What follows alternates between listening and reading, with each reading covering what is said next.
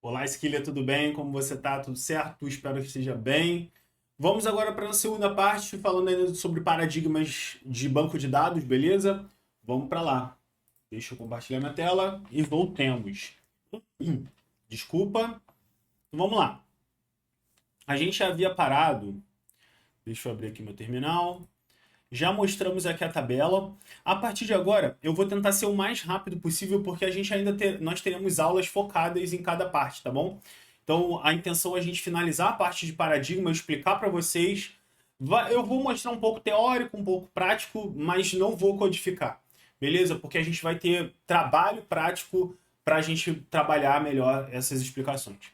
Vou dar uma passada, depois a gente vai voltar com documentação, fazendo inserção de dados, olhando as tabelas, beleza? Então, beleza. Aqui, como eu havia explicado, a parte do banco relacional. Para quem não entende ainda de banco de dados, e aí eu estou partindo do princípio que vocês não entendem, a gente tem a parte primária, como eu falei, e tem a foreign key, é a chave estrangeira. Essa chave estrangeira, ela faz referência, ó, referência ao usuário, que é uma outra tabela, que é essa aqui. E a gente diz que o ID é a referência, então esse ID é a referência. Lembra do apontamento? É o apontamento, beleza? Então, assim, a gente tem a forma de associar o usuário a projeto. Essa é a forma como a gente associa. Assim como uma linguagem de programação, o banco de dados ele tem tipos, correto? Então, aqui é um tipo inteiro, que é o serial, o inteiro aqui, que é um int também. Tem o text, que é um texto maior, com uma quantidade de caracteres maior. Aqui são códigos de inserção, a gente chama CRUD. CRUD é create, criar, read, ler, U de update e D de destroy, de excluir. Então esse é o CRUD, vocês vão ouvir muito falar sobre CRUD. As pessoas às vezes falam, a gente não gosta muito de criar CRUD, as pessoas não criam CRUD. Os desenvolvedores não gostam só de desenvolver CRUD. Se você não quer ser só um desenvolvedor de criar CRUD. Enfim, vocês vão ouvir bastante sobre isso. Beleza? Então, aqui é a forma de inserir um dado. Como eu inseri aqui na tabela, essa é a forma de inserir esse dado também no banco de dados. A gente tem um insert into, que é a palavra reservada, a tabela, a gente diz os campos, certo? E diz os valores que esses campos vão obter. Values também values é valor, então é o valor associado a cada tabela. Isso precisa ser na mesma ordem, beleza, gente? First name, first name. Last name, last name. Age, age. Correto? Aqui ele está inserindo o projeto e o usuário. Aqui ele está selecionando, então eu consigo, através desses dados que eu insiro, eu consigo selecionar e visualizar todos eles ou não. Vou aqui só fazer um. Ó, inserir um registro. Vou inserir um outro registro. E vamos dar um select from users. Ó, aqui eu tenho uma tabela de ID com ID 1, 2, Ana, Bruno. Vocês podem perceber que na hora de inserir, eu não inseri o ID, correto? O ID é automático, tá? Então ele vai incrementar. Rodolfo, se eu deletar esse 2 aqui, ele vai continuar a incrementar, ele vai partir do 2. Esse 2 não vai mais existir. E ele vai partir 3, 4, 5, 6, e esse 2 não existe mais, beleza? Nunca mais você vai conseguir inserir um ID 2. Beleza? Então, beleza. Aqui a gente tem como atualizar também um determinado ID. Então, update a tabela. O set é qual é o campo que eu quero atualizar. No meu caso aqui é o first name. Vou adicionar Carlos ao invés de ser Ana. E onde o ID é 1. Eu vou colocar aqui um ID 2 para vocês entenderem. Ele vai vir aqui em Bruno, não vai ser mais Bruno, beleza? Deixa eu copiar aqui. Vou colocar ID 2. Atualizei, vou dar um select, ó, 2 Carlos, beleza? Então é assim, a gente quer excluir um dado também. Isso aqui, gente, vocês têm que tomar muito cuidado com esse delete, tá? Vocês têm que saber muito bem o que vocês estão fazendo, tá? Então, para deletar um registro, a gente tem o delete from user. A gente precisa desse filtro. Isso aqui é um filtro, tá? Para dizer, ó, o ID 1 que eu quero deletar. Se vocês não adicionam esse filtro, vocês deletam tudo que tem no banco de dados. Tomem muito cuidado, beleza? Não é para ter medo, não é isso não, tá, gente? Mas é saber, é ter segurança com o que vocês estão fazendo quando vocês estão deletando um dado do banco de dados. Beleza? A gente também tem o paradigma NoSQL, que significa que ele não segue a estrutura relacional. A estrutura dele é de documento, é de outras formas também. Então, assim, de uma forma bem geral, a gente pode trabalhar com MongoDB, com CouchDB, com Cassandra, o Redis. E o banco de dados não relacional, ele não tem essa estrutura de tabelas aqui. Ele não segue essa estrutura de colunas e linhas, mas sim é um colunão grande. Imagina que é isso aqui, ó. Isso aqui, ó. Então eu posso vir aqui e colocar, por exemplo, nome. Aqui vai ser, sei lá, Rodolfo. Aí, aqui na coluna, eu posso adicionar, por exemplo, um nome. E talvez eu não adicione nenhum registro, ou não adicione um nome. Então, assim, a estrutura é diferente, é de documento. E aí existem outras estruturas, tá? Porque a gente está falando da estrutura de documentos do paradigma do Mongo. O que é um documento, Rodolfo? Isso aqui é um documento, gente. Um JSON é um documento, por exemplo, para o Postgres. A gente vai olhar aqui, ó. Se vocês olharem... um ponto importante. Esse tipo esse tipo de estratégia a gente utiliza bastante, dependendo do tipo de problema que a gente vai resolver. No caso, por exemplo, deixa eu me pensar. Por exemplo, o ETL é extrair o... extract desculpa, gente, acabei esquecendo. ETL. Eu esqueci a nomenclatura. Extract, Transform, Load. Extrair, transformar os dados. Transformar é você alterar a forma que esse dado é. E carregar esses dados. Quando a gente cria um banco de dados com informações, a gente não precisa relacioná-las, porque a gente pode criar um dashboard a partir disso, para criar insights. Então, por exemplo, o ETL, que é uma forma da gente processar um volume gigantesco de dados, é muito utilizado no conceito de machine learning, de aprendizado de máquina, tá? Então, a gente não precisa estruturar esses dados, a gente pode usar um MongoDB, por exemplo. E dependendo de algumas outras formas, a gente pode escalar esse tipo de banco de dados, gente, de uma forma em que a gente consegue escalas maiores e mais eficientes, às vezes, num problema que não é relacional. Um exemplo, a Netflix, ela precisa identificar quais os filmes que você mais gosta. A gente pode utilizar um banco de dados de gráfico, porque não tem uma relação direta, não é relacional. A gente vai começar a inferir, fazer inferências, então a gente pode usar. Existe o de Key Value também, por exemplo, que é o Redis, que é um banco de dados voltado a cache, por exemplo. Então, a gente pode armazenar o tempo de expiração, a gente pode armazenar, por exemplo, não sei, um nome, se é alguma coisa que é importante, ou alguma estrutura de dados mais complexa que a gente precisa. Quando eu falo de estrutura de dados, gente, a gente está falando de estrutura, é exatamente isso aqui, ó, first name, last name, são estruturas. Quanto mais complexa, por exemplo, se eu tivesse dentro aqui outro array, aí dentro com outra estrutura de dados de objeto, de hash, isso se torna cada vez mais complexa, essa estrutura de dados. Beleza? Então, a ideia de você utilizar um MongoDB, por exemplo, é interessantíssima. Porque você pode ganhar velocidade, e não estou dizendo aqui que um é menos performante que o outro, não entenda isso, tá? Porque isso vai depender do problema que você precisa resolver. Eu só quero trazer que vocês precisam saber que existe e saber que é valioso ter esse tipo de know-how, tá? E aí, enfim, dentro do NoSQL tem várias formas de banco de dados. E aí aqui eu trago um pouquinho como funciona. A gente tem o JSON e o BJSON, que é um binário de JSON. Isso faz com que o binário ganhe outros tipos de dados, e não só outros tipos de dados, ele é mais performático do que o próprio JSON, tá? Então a gente ganha algumas coisas com o BJSON. O BJSON é só um binário de JSON, tá, gente? É uma forma de comunicação que o MongoDB utiliza. Como eu falei, o MongoDB ele não utiliza a estrutura de chave primária, não tem isso. Ele utiliza... Aí a gente pode fazer uma correlação, mais ou menos, que o database, por exemplo, seriam os documentos, a forma da gente armazenar esses documentos, e as coleções seriam, entre aspas, tá? Uma tabela, o equivalente a uma tabela no banco relacional. E a gente, enfim, a gente consegue criar estruturas de documentos que não são correlacionadas e a gente consegue buscar, utilizar.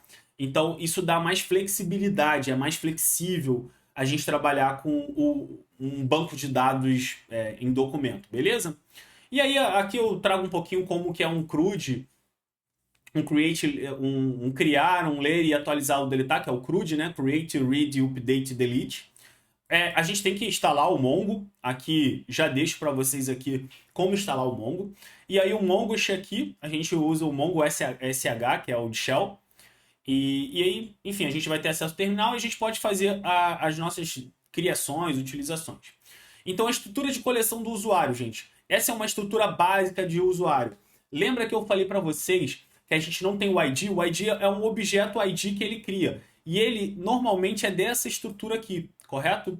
Então, a gente cria o nome, e-mail. É bem parecido com um objeto em JavaScript, correto? Beleza? Então, beleza. A estrutura de coleções de um projeto, por exemplo, é essa aqui. A gente só está criando algo bem... como que eu posso dizer? Bem abstrato, tá, gente? A intenção aqui não é a gente aprender, mas é vocês conhecerem os paradigmas. Beleza. Então, a gente tem o CRUD aqui, por exemplo. A gente utiliza o db.users. Lembra que a gente usa o insert no SQL? Aqui no Mongo não é assim. A gente utiliza mais ou menos parecido com uma linguagem de programação. db.user.insert_on. A gente quer inserir um registro. Beleza? Então, é assim que a gente cria um registro, dado que a gente tem esse documento já estruturado. Então, para a gente ler um documento, a gente utiliza o db_users_find_all, encontre um, ou a gente pode encontre o status ativo. Então, ele vai buscar tudo que tem status ativo, certo? Ou tudo que tem o nome João Silva. Beleza? Para atualizar e fazer o update, a gente usa o update on. E aí você passa a estrutura e o set. O set é o valor que a gente vai fazer a alteração, certo? E aqui é o valor em que a gente está procurando. Então, atualize a Maria Fernanda o e-mail. Só atualize o e-mail, correto? E para deletar, a gente faz um db_useDelete. Ele vai encontrar o nome e vai remover. Beleza? Ou a gente pode pelo ID também, underline ID, trazendo o objeto. Aqui em cima eu mostro um pouco em algumas estruturas. Isso aqui são estruturas de dados, tá, gente? Então o documento tem umas estruturas hierárquicas assim, de hierarquia. O gráfico, ele é uma estrutura que a gente vai aprender bastante sobre isso, mas é para a gente encontrar o menor caminho. Então o grafo é interessantíssimo conhecer. O key value, que é uma estrutura de hash, onde tem chave e valor. Chave e valor é sempre hash, dicionário, e aí cada linguagem utiliza uma nomenclatura, mas isso é uma estrutura de hash. White columns, tudo é coluna, não existe linha, tá, gente? Então tudo é coluna. Aqui são algumas formas da gente trabalhar, certo? Eu trago alguns aqui, só de forma colorida ali para vocês conhecerem. E vou trazer um pouco de Redis. Redis é extremamente importante, gente, porque a gente usa para cachear informações. O que você cacheia, Rodolfo? Depende do problema. E por que depende, Rodolfo? Por que você fala e depende? Porque depende, gente. A gente tem que entender o que a ferramenta nos dá para a gente entender se aquela ferramenta se aplica a um determinado problema. Um engenheiro de verdade, e aí, eu não gosto muito dessas denominações engenheiro-programador, mas um bom programador, um bom engenheiro, é uma pessoa que sabe lidar com linguagem, com banco de dados. Ele não conhece tudo, mas ele sabe, ele já ouviu falar, ele já leu um pouco mais sobre aquilo e ele sabe aplicar. Não é a pessoa que, eu gosto de, sei lá, eu, por exemplo, gente, amo Ruby. Ruby para mim é uma linguagem que mudou minha vida. Mas não é porque ela mudou minha vida que eu me prendo a somente aquilo. Pelo contrário, sei programar em Java, sei programar em Go, sei programar em Python, sei programar em Elixir, sei programar em Crystal, sei programar em C, sei programar...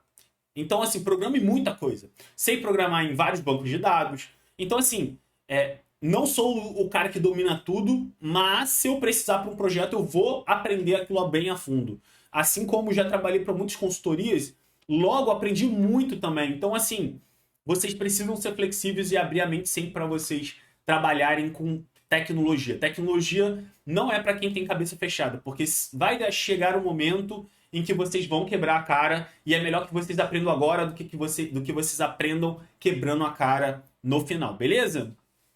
E não entenda isso mal, tá, gente? Pelo amor de Deus. É um conselho, mas conselho você pode não seguir. Tá tudo certo também. É muito mais de alguém que já passou, mas às vezes vocês podem achar que é bobeira e que eu tô errado. Tá tudo certo. Eu não acho que a minha opinião é a última, eu sou o dono da verdade. Pelo contrário. Desconfiem bastante do que eu falo. Brincar. E é verdade, né? Desconfiem e vai buscar, porque se vocês buscarem, eu tenho certeza que eu vou ficar mais feliz ainda, porque vocês vão aprender muito. Beleza? Sempre. E aí, quando eu falo desconfia, eu não tô dizendo sobre conhecimento das pessoas, não, tá, gente? Mas é no sentido de vocês buscarem o conhecimento por vocês também. Não somente quem está influenciando vocês, que no caso sou eu. Então, eu não quero que vocês sejam influenciados por mim, mas sejam críticos. Críticos em tudo que eu ensino, tudo que eu explico, tudo que eu falo. Críticos, crítico no modo de pensar, no modo de entender aquela tecnologia, no modo de vocês escolherem uma tecnologia para vocês trabalharem. O mundo, ele muda muito rápido. Então, se Ruby, por exemplo, não está em alta e vocês encontram uma vaga para Python, cara, vai para Python. Entra no mercado e depois você volta e tenta pegar na tecnologia que você quer trabalhar. Só que não se fechem no mundo de que, eu quero aquela tecnologia, ou eu quero aquele banco de dados, ou eu vou estudar, ou eu estou estudando aquilo e não quero mais ver nada. Não faça isso. Vá conforme o mercado. Se o mercado está falando que está melhor naquela tecnologia, vá para aquela tecnologia, entre no mercado e depois vocês pensem para ir para outra tecnologia, Java, Ruby, qualquer uma, tá? É um conselho que eu dou para qualquer pessoa. Beleza, voltando aqui, que eu fui para Lua e voltei. Beleza. Então é isso, gente. As características aqui do Redis é persistência, desempenho, modelo de dados versáteis e, assim, ele aceita vários tipos de paradigmas também, tá? Modelo de vetor, modelo de muita coisa. Replicação e escalabilidade horizontal. O que é replicar o banco de dados, gente? Chega no momento em que o banco de dados já não está comportando tantas conexões. O que é conexão? Quando eu tenho várias aplicações, minhas aplicações ficam se conectando ao banco de dados. Aí, gente, isso começa a fazer o banco de dados ficar lento. Então você precisa ter vários bancos de dados como um share. E aí existem várias técnicas, tá? Para a gente fazer vários bancos de dados. Então a gente pode fazer um banco de dados de cópia, outro de escrita, e fazer eles se sincronizarem. Enfim, pode pensar em várias estratégias que existem. E aí tudo vai depender do projeto, da arquitetura, da quantidade de usuários que você tem, quantidade de requisições que você trabalha e etc. Ele é muito usado para caching, sessões de usuário, filas de mensageria. Filas de mensageria é interessante. A gente vai falar sobre fila, mas tem o RabbitMQ, que utiliza muito Redis. Tem o Sidekick também, que é para quem gosta de Ruby, a gente utiliza para jobs, para processamento em background, em plano de fundo, tá? Beleza. Contadores de estatística em tempo real, armazenamento de tokens de autenticação. Isso é um dos usos. Então, como que eu faço? Lembra que é chave e valor? Então, aqui a gente usa o set para a gente armazenar um valor, a gente usa o get para pegar essa chave, a gente usa o del para deletar ou remover uma chave, o lpush ou rpush é para a gente inserir um dado num determinado chave, perdão, numa determinada lista, dependendo do que você está trabalhando nessa estrutura. A gente tem o lpop, que é para remover. A gente tem o sadd, que adiciona um ou mais membros dentro de um conjunto, dentro de um array. E a gente tem outros. Beleza. A gente pode utilizar o Redis, como eu falei, gente. Aqui eu estou mostrando com Python. A gente pode usar uma estrutura de dados no Redis para a gente criar estruturas de dados cada vez mais complexas, tá? Então aqui é uma forma da gente, por exemplo, cadastrar o usuário, o valor do usuário e o nome, por exemplo. A gente utiliza muito essas estratégias de 2 pontos. Beleza? E, por exemplo, lembra do JSON que eu falei para vocês? Aqui é uma estrutura de documento. Então, com H7, eu consigo criar um hash. Um H de hash, tá, gente? H7 é de configurar. Configurar um hash. Então, eu logo passo aqui, ó, usuário sem mapping, que é um mapeamento, que é um mapeamento disso aqui, dessas informações. E para recuperar o usuário igual a rhgetAll. Então, aqui ele vai retornar, ó, essa estrutura de dados. Isso é um documento no Redis, tá? E a gente também consegue um vetor de database. Gente, a gente está num mundo de IA. Eu até estou usando o Postgres com com o módulo dele de vetor, que ele deixa armazenar vetor. Para vocês entenderem inteligência artificial, gente, funciona onde tudo é... Lembra que a gente já falou que tudo é binário? Tudo é 0 e 1. Então, cor é número. O que eu tô falando para vocês aqui é número. Voz é número. Imagem é número. Tudo é número, correto? Então, a inteligência artificial, ela armazena em array, em estruturas, onde a gente consegue fazer com que essas estruturas elas possibilitem a gente modificar. Então, por exemplo, um gerador de imagem, ele pega estruturas já conhecidas e a gente consegue, através de equações matemáticas, tá, gente? Isso é geometria. Através da geometria, eu vou dar um vídeo para vocês que é muito legal a explicação sobre isso. Que não é mágica, não é algo descoberta do mundo, não é. É algo que já existe há muito tempo e através de cálculos matemáticos a gente consegue entender e associar as coisas, tá? Então isso é armazenado no banco de dados em vetor. IA está utilizando muito o vetor database, beleza? A gente tem o orientado a objeto. A gente ainda não falou desse paradigma, mas a gente vai trabalhar bastante com esse paradigma. Talvez seja um dos que mais trabalhamos. A ideia é que a gente aqui utilize a estrutura de orientado a objeto, gente, como para facilitar, porque o CAD, não sei se vocês conhecem, mas o CAD é para projetos de engenharia, desenhos de... como que eu posso explicar?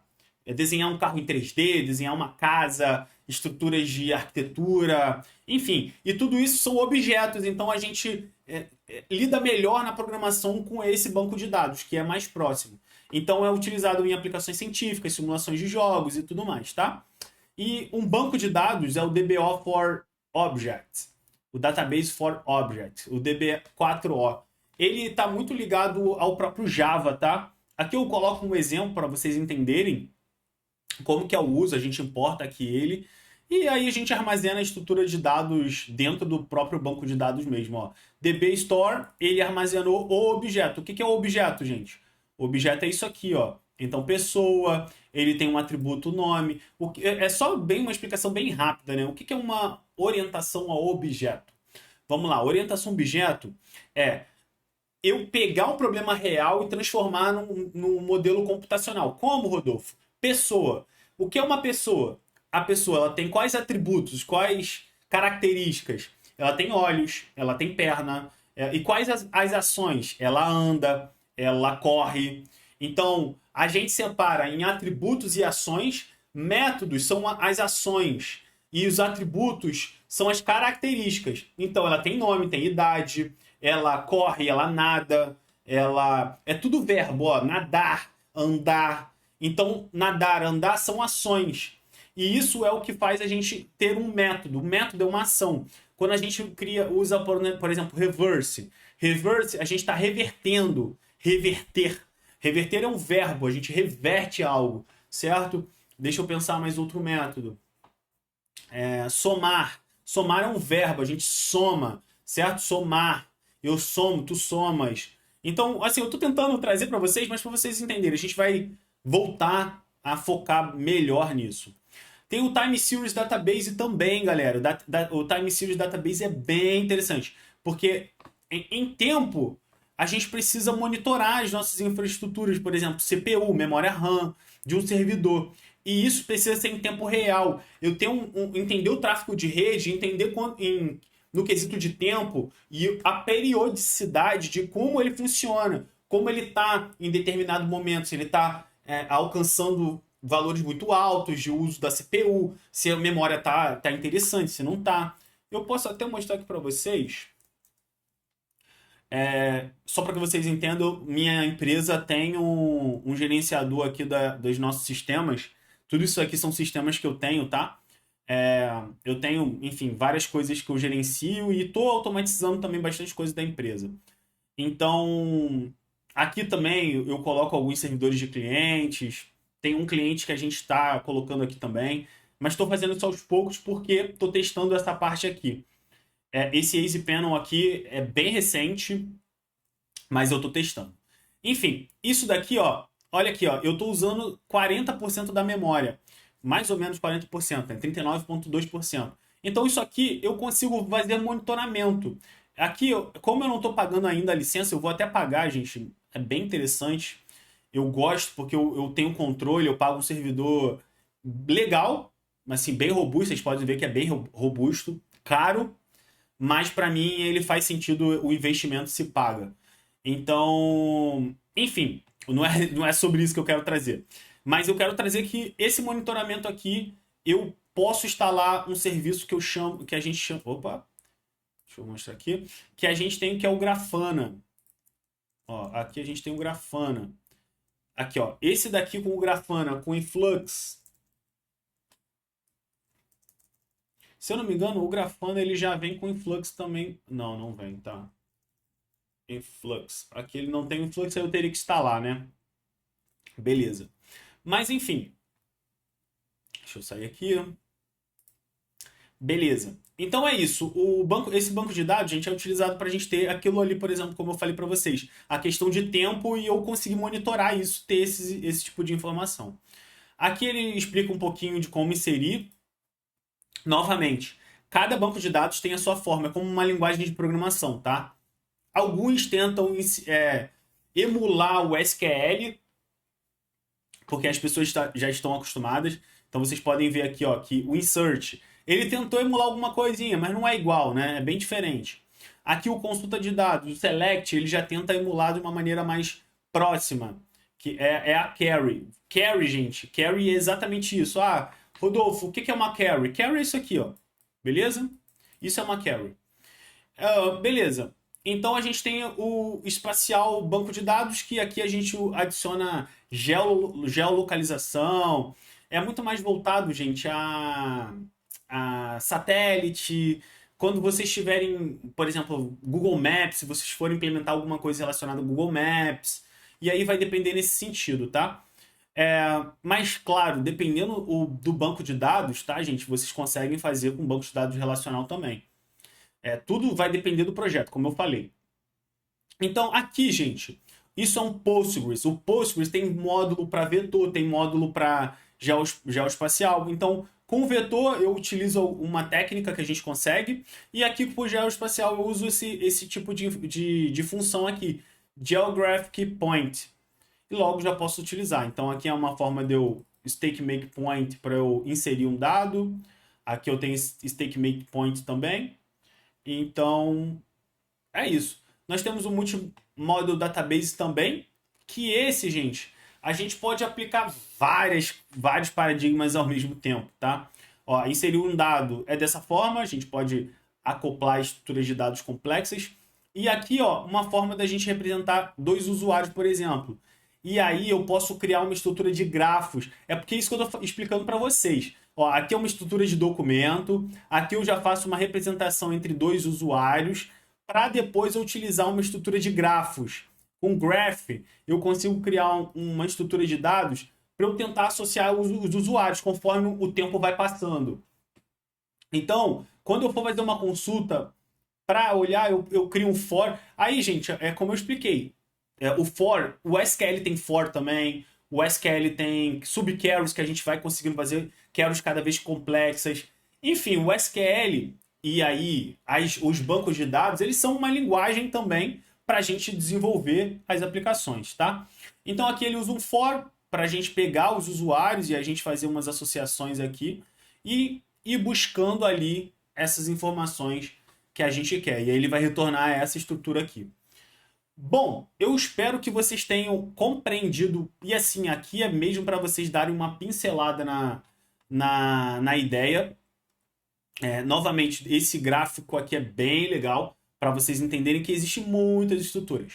Aqui o Blob, só mostrando para vocês. Eu fechei, tá. O Blob. Minion. Aqui, ó. O Blob, gente, é onde a gente coloca os assets, né? Eu tô ainda organizando. Aqui, Object Store. Eu estou organizando minha estrutura de bancos aqui ainda, eu não tenho muitas imagens, mas aqui é de imagem. Então, se vocês olharem aqui, ó, aqui eu acabei de baixar a logo da skill. Então eu estou ainda organizando, mas isso aqui é um blob, por exemplo, é um banco de dados para imagem e organizar as nossas estruturas. Bom, eu espero que tenha ficado claro, gente, e vocês tenham entendido o básico, porque agora a gente vai entrar realmente no SQL. Beleza? Agradeço o seu tempo, desculpa se foi chato, mas é muito importante vocês conhecerem. Tenho certeza que a partir de agora, quando alguém chegar e falar sobre banco de dados, vocês vão ouvir falar e falar, cara, já ouvi falar no curso, caramba, já ouvi falar disso, então é para isso, então é para aquilo. Então é isso que eu quero trazer. Beleza? Muito obrigado pelo seu tempo e pelo seu tempo para me escutar. Nos vemos na próxima. Valeu!